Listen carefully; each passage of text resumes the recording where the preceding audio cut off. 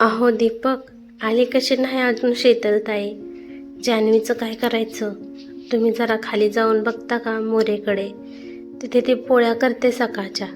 स्वप्नाली जान्हवीच्या बाबांना भराभरा सूचना देत होते. रोज शीतलकडे जान्हवीला सोपवून स्वप्नाली आणि दीपक ऑफिसला पळायचे. पण आज सकाळच्या 8:40 झाली तरी शीतलबाईंचा येण्याचा पत्ता नव्हता. हे दीपक दादा आणि स्वप्नाली मावशीचं घर ना?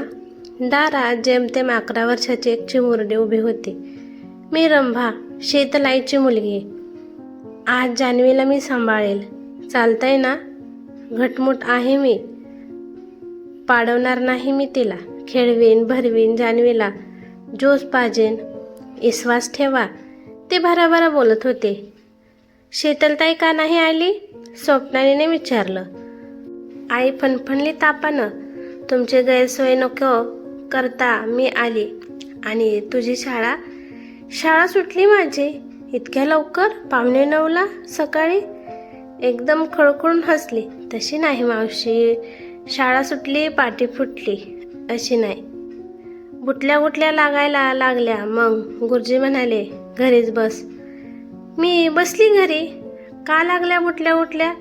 दीपकला तिचा बुटल्या शब्द खूपच आवडला होता. त्याला हे लहानपणी शाळेत जायला मुळीच आवडायचं नाही आणि आईचे धपाटे खावे लागायचे. हे बघा दीपक, तिच्या गुटल्यांचा पुराणात आपण पडलो तर ऑफिसलाही तुमची गुटली लागेल, स्वप्नाली म्हणाली. आणि तुझी? दीपकने विचारलं. मी कसली जाते ऑफिसला या बारक्या मुलीवर, जान्हवीला सोडून? अजून उठली नाही आहे ती. उठली ना, शीतलताई दिसली नाही की भूक काढपासून रडायला लागेल ती. नाही रडायची, मी रोज सांभाळते ना भावलीला. ती पण 2च वर्षाची आहे, रंभा आत्मविश्वासाने म्हणाली. तरी पण घाबरते ग मी. आज राहते तुझ्याबरोबर, स्वप्नाली म्हणाली. मग मी जातो. रंभा, तू आवडलीस हा मला. मी मारीन हा उद्या ऑफिसला गुटली, दीपक म्हणाले. त्यानं रंभाच्या पाठीत गोड धक्काबुक्का घातला आणि तो ऑफिसला पळाला. जान्हवीनं तेवढ्यात कुई आवाज केला तर रंभा तिरासारखी आत पळाली. स्वप्नाली बघत होती. इतके दिवस कधी दीपकची आई नाहीतर कधी स्वप्नालीची आई इकडे येऊन राहत होत्या म्हणून जान्हवीची काळजी नव्हती. पण जान्हवी 2 वर्षाची झाल्यावर त्या म्हणाल्या, आता सांभाळा ग बाई आपलं लेकरू. ती धावते आणि तिच्या मागं पळून कमरेचा काटा ढिला होतो. गेल्या 2 महिन्यापासून शीतलताई येऊ लागली आणि स्वप्नाली बिनधास्त झाली. चला आपण बुरशू करू, खुळखुळ करू आणि मग घुटू दूध पिऊ. रंभानं जान्हवीला अंथरुणातून उठवले आणि गिरक्या घेत सुसू करायला नेली. बरसू म्हणत तिने दात घासले आणि खुळखुळू करा असं म्हणत चुळही भरायला लावल्या. स्वप्नाली डोळ्यांच्या कोपऱ्यातून आश्चर्य सांडीत त्या जोडीकडे बघत होती. तू कोण ग? जान्हवीने खुळखुळू झाल्यावर तिला बिलगत विचारलं. मी रंभा. आवडली का तुला? जान्हवीनं एकदम तिचा पापाच घेतला. स्वप्नालीचं आश्चर्य ओसरत, आपण घुटू दूध पिऊ चला. जान्हवीला कडेवर घेऊन रंभा स्वयंपाकघराकडे जाऊ लागली. तशी स्वप्नाली लगबगीने तिला अडवून म्हणाली, रंभा, जान्हवीला घेऊन गॅसपाशी बिलकुल जायचं नाही या. सांडलवड करशील नि कुठे भाजलं भिजलं तर? तुमची मर्जी मावशी, पण मला जेवण बनवता येतं. सांडशी धरता येते, भाकरी थापाय जमते. चपात्या मात्र अजून हिंदुस्थान पाकिस्तान बनतात माझ्या. हिंदुस्थान पाकिस्तान? स्वप्नालीनं समजून विचारलं. अहो मावशी, नकाशे हो, गोल जमतच नाहीत. खालच्या मावशी, त्या मोरे मावशींकडे मी गेलते सकाळच्याला. त्या म्हणाल्या, तू करणार चपात्या? नको ग बाई. तिनं मोरेची केलेली नक्कल स्वप्नालीला खूपच आवडली. मला शीतलताई कधी बोललीच नव्हती एवढ्या 2 महिन्यात घराबद्दल. म्हणजे तिला भावल्याने रंभा या 2 मुली आहेत वगैरे. त्यात काय बोलायचं, लगीन झाले की होतच ना. अगं बाई, बरंच समजतं की ग तुला. स्वप्नालीनं तिचा गालगुच्चा घेतला. जान्हवीचं दूध कोको घालून तयार केलं. जान्हवी तर रंभाच्या कडेवरून उतरायलाच तयार नव्हती. घटाघटा दूध प्यायली तिच्याकडे. तुला प्यायचं का ग दूध? स्वप्नालीनं रंभाला विचारलं. नको मावशी, मी चायने खाल्ली सकाळी. अगं पी दूध, कोको घालून देते. नको मावशी, आम्ही दूध घेत नाही, म्हणजे कोरी चाय पितो, बिन दुधाची. स्वप्नाली समजली, मनातच वरमली. दूध परवडण नसणार शीतलताईला. तुझे बाबा काय करतात? काही नाही, म्हणजे नोकरी धंदा नाही. पहिलं मुंबईत होतं आम्ही, पण मिल बंद पडली, मग वाडीत आजीच्या गावाला आलो. पण अजून घरालाच आहेत. आईलाच पशेरी 2 काम मिळाले. मग ती म्हणाली, भावलीकडं तू बघ, शाळेचं राहू दे.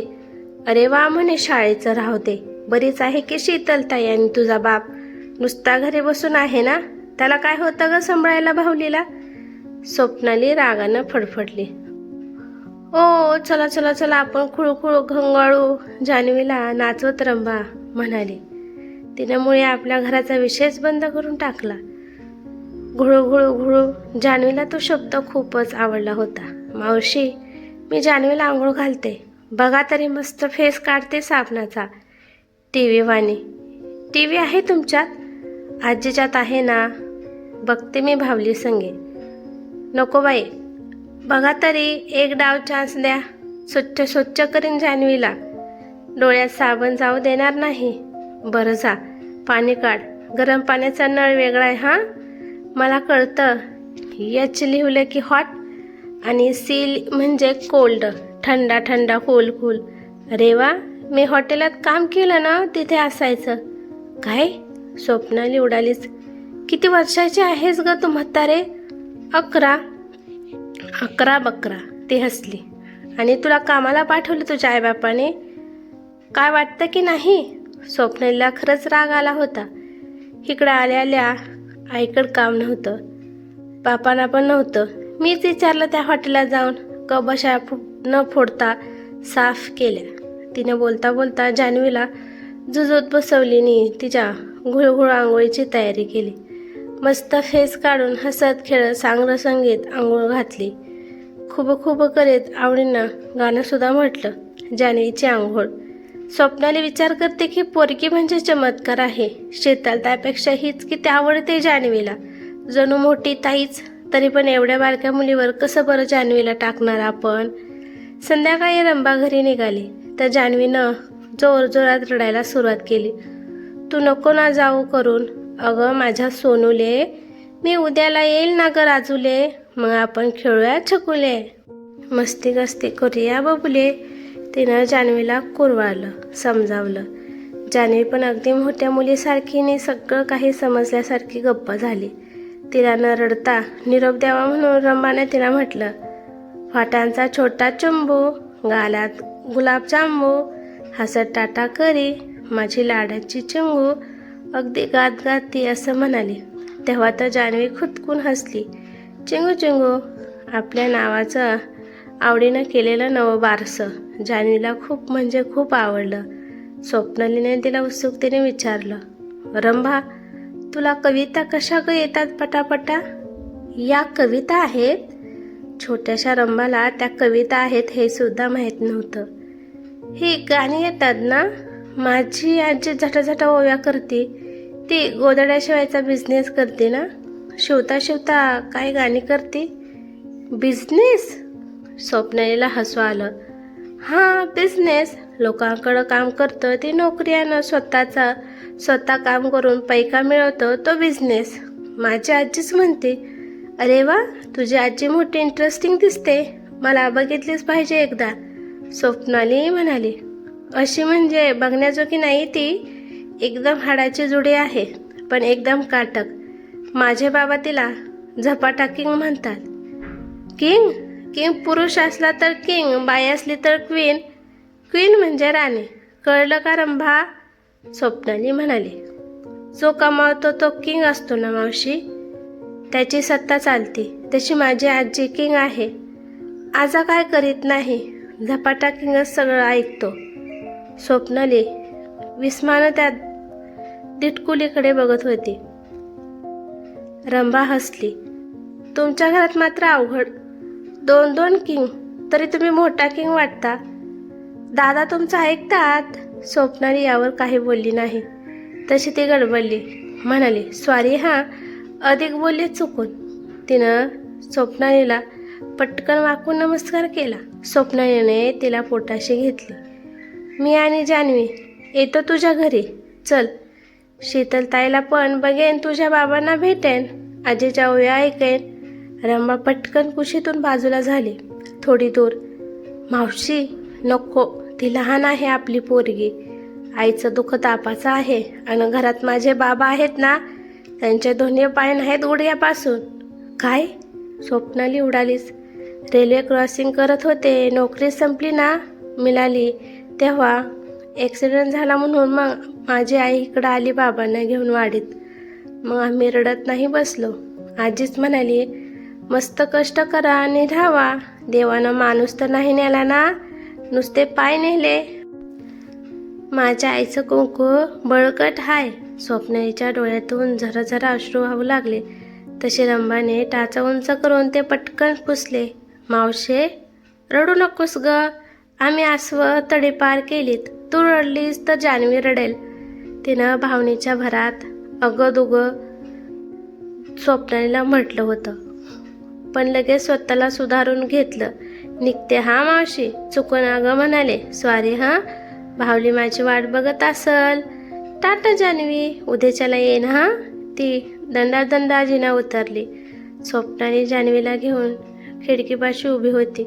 रंबा हरणासारखी उड्या मारत पळत होती तिच्या घराकडच्या वाटेवर. दुसऱ्या दिवशी शीतलताईच आली कामावर, अगदी वेळेवर. हे काय, तू कशी? स्वप्नालीने आश्चर्याने विचारलं. काल सांच्याला सुई लावली डॉक्टरकडे, बरं वाटलं. तुमची अडचण होती मग आली मी. रंबा म्हणाली, तुमची नोकरी बुडती. खूप शहाणी ग तुझी पोर. शीतल इतकी गोड आहे ना, गाणी काय रचते पटापटा. आजीचा आशीर्वाद तिच्या. माझी आई म्हणजे गाण्यांचा झरा आहे. तिचंच कसबं नातीकडे आलंय. आणि तिची शाळा का बंद केलीस तू? हे वरीस वाया गेलेलं चालतं बाईसाहेब. फार माझी कौटुंबिक ओढाताण झाली. पुढल्या वर्षाला नाही असं होणार. माझी लेक घरकाम करण्यासाठी नाही जन्माला आली. ती वकील होणार, नाहीतर प्रोफेसर. शीतलचा आवाज बुलंद होता. तिचं हे वर्षसुद्धा नाही वाया जाणार बरं शीतल. अजून वेळ गेली नाही. मी जाईन मुख्याधिकारीकडे, वागळे साहेबांकडे. त्यांना केस समजावून सांगेन. शिक्षण खात्याला गरिबाची चाड आहे बरं, आणि खर्चाची तू अजिबात काळजी करायची नाहीस.